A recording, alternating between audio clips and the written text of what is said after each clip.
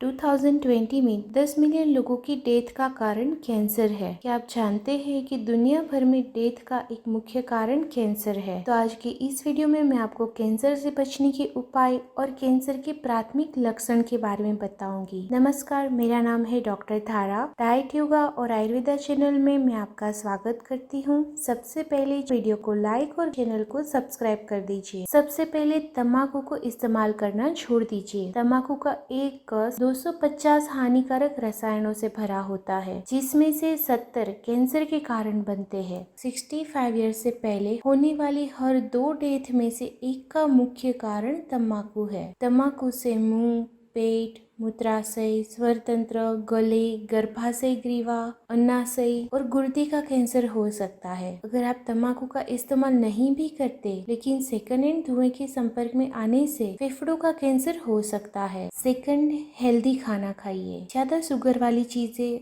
और ज्यादा कैलोरी वाली चीजों को मर्यादित मात्रा में खाइए। जिसमें फाइबर कम है, फैट और शुगर ज्यादा है, उसको कम खाइए। फाइबर वाली खुराक को ज्यादा खाइए। विभिन्न प्रकार की सब्जियां, फल, बेरी, साबुत अनाज, फलियां जैसे कि बीन्स, पालक, ब्लूबेरी, सफेद प्याज, ब्रोकली, लहसुन, गाजर, टमाटर, स्ट्रॉबेरी, ब्रसेल्स स्प्राउट, गोभी, केल, वाटरक्रेस, इसको अधिक मात्रा में खाइए। ये चीजें डीएनए को हानि से बचाता है। ये डीएनए जो आपकी केशिकाओं को कैंसर में बदल सकता है। सोडियम, नमक को मर्यादित मात्रा में खाइए। मतलब दिन में 2400 मिलीग्राम से कम मात्रा में नमक लीजिए। संतृप्त वसा और लाल मांस का सेवन मत कीजिए, जैसे कि हॉट डॉग, बेकन और सॉसेज में नाइट्रेट ज्यादा मात्रा में होता है, जो कैंसर से जुड़ा हुआ है। स्टीक और बर्गर ज्यादा मात्रा में रेड मीट खाने से कोलोरेक्टल कैंसर का खतरा बढ़ जाता है। उसके बदले आप चिकन ब्रेस्ट और फिश खा सकते हैं। जितना पॉसिबल हो उतना वजन कम कीजिए, पर ध्यान रहे कि अंडरवेट भी नहीं होना है। ज्यादा मात्रा में वजन गर्भाशय, बृहदांत्र, स्तन, अग्नाशय, पित्ताशय की थैली, डिंब ग्रंथियां, प्रोस्टेट, फेफड़े, अन्न प्रणाली और गुर्दे के कैंसर का एक मुख्य कारण है। आपको रेगुलर एक्सरसाइज करनी है। एक्सरसाइज करने से मोटापा कम होता है और एंड्रोजन और इंसुलिन जैसे हार्मोन का स्तर कम हो जाता है, जो कैंसर से जुड़ा हुआ है। रोज 30 मिनट तक एरोबिक एक्सरसाइज जरूर कीजिए, जिससे आपका हार्ट का पंपिंग बढ़ता है। उसके अलावा एक्सरसाइज से स्ट्रेस कम होता है, ऊर्जा बढ़ती है, एनर्जी बढ़ती है, इम्यूनिटी बढ़ती है, वजन नियंत्रित रहता है और कैंसर का जोखिम कम होता है। धूप से बचिए। सुबह 10 से लेके शाम को 4 बजे तक धूप ज्यादा होती है। हो सके उतना छांव में रहिए। अगर बाहर जाना पड़े तो धूप का चश्मा और हेट जरूर पहनिए। जितना हो सके उतना त्वचा को कवर कीजिए, जिसके लिए चमकीले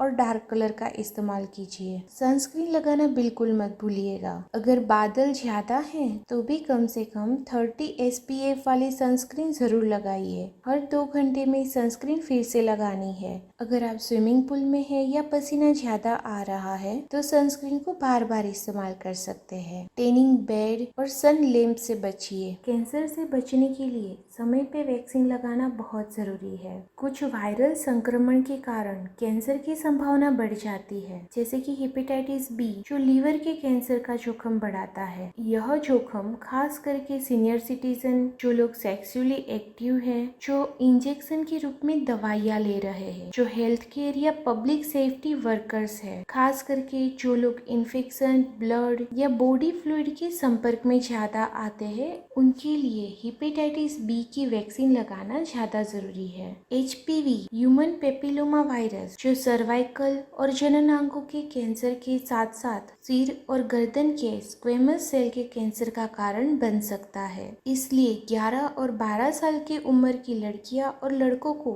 HPV की वैक्सीन जरूर लगानी चाहिए। जोखिम भरे व्यवहार से बचिए। सेक्स के दौरान सुरक्षा का ध्यान रखिए, क्योंकि यौन संक्रमण से HIV और HPV की संभावना बढ़ जाती है।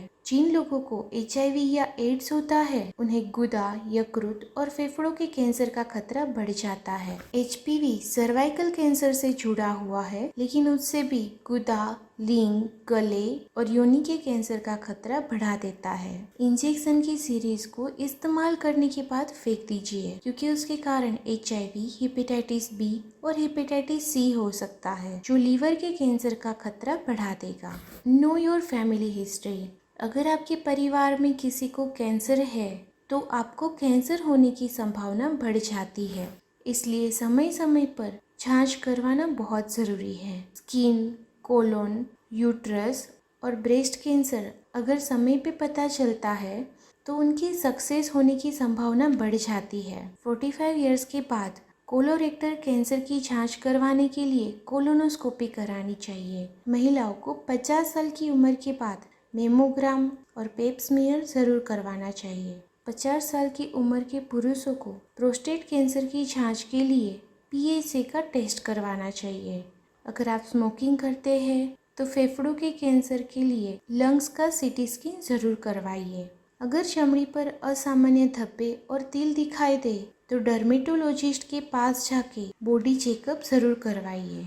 हो सके उतना शराब कम मात्रा में लीजिए। मुंह, स्तन, स्वर यंत्र, लेरिंग्स, कोलोन, फेफड़ा, किडनी और लीवर सहित कई कैंसर शराब से जुड़े हुए हैं। महिलाओं को दिन में 1 और पुरुषों को दिन में 2 से ज़्यादा ड्रिंक नहीं लेने चाहिए। नए जन्मे बच्चों को 6 महीने तक स्तनपान जरूर करवाइए। जब आप हार्मोनल ट्रीटमेंट लेते हैं तो उस पर ध्यान दीजिए। मेनोपॉज के टाइम थकान, हॉट फ्लैशेस और अपने हड्डियों की सुरक्षा के लिए हार्मोन थेरेपी ली जाती है, जिसके कारण स्तन कैंसर का खतरा बढ़ जाता है। इस कारण से हार्मोन थेरेपी लेने से पहले अपने डॉक्टर को उसकी जोखिम के बारे में पूछिए। विटामिन D पर्याप्त मात्रा में लेना जरूरी है।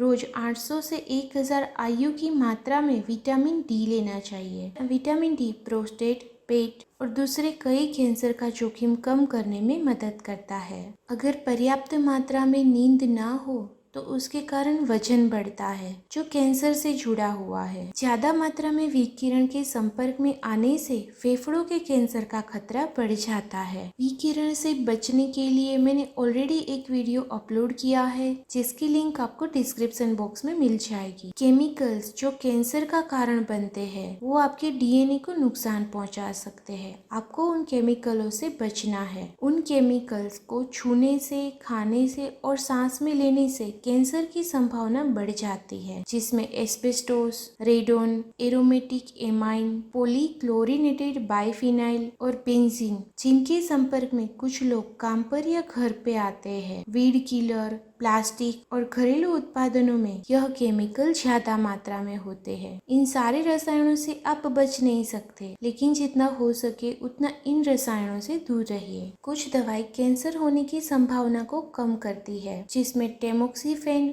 और रेलोक्सिफेन स्तन कैंसर के जोखिम को कम करती है, लेकिन इसके कई दुष्प्रभाव है। उसके अलावा एस्पिरिन कोलोरेक्टल और प्रोस्टेट कैंसर से रक्षा करता है, लेकिन इन सप्लीमेंट्स को लेने से पहले अपने डॉक्टर की सलाह जरूर लीजिए। कैंसर के रिस्क फैक्टर मुख्यत्वे cigarette, infection, radiation, immunosuppressive medicine, red meat, ज्यादा salt, saturated fat, alcohol, physical activity, obesity, diabetes और कुछ एनवायरमेंटल रिस्क फैक्टर कैंसर से जुड़े हुए हैं। कैंसर के प्राइमरी लक्षणों में आंत और यूरिन की आदतों में बदलाव आना, ज्यादा समय तक शरीर में रहा कोई घाव ठीक ना होना, किसी कारण से कोई ब्लीडिंग या डिस्चार्ज होना, ब्रेस्ट में या शरीर में कोई लंप दिखाई दे, पाचन में समस्या या निगलने में तकलीफ हो रही हो, शरीर में रहे मस्से या तिल में परिवर्तन आना, बहुत ज्यादा मात्रा में खांसी आना या आवाज का बैठ जाना, ये कैंसर के प्राथमिक लक्षण है। अगर इनमें से कोई भी लक्षण दिखाई दे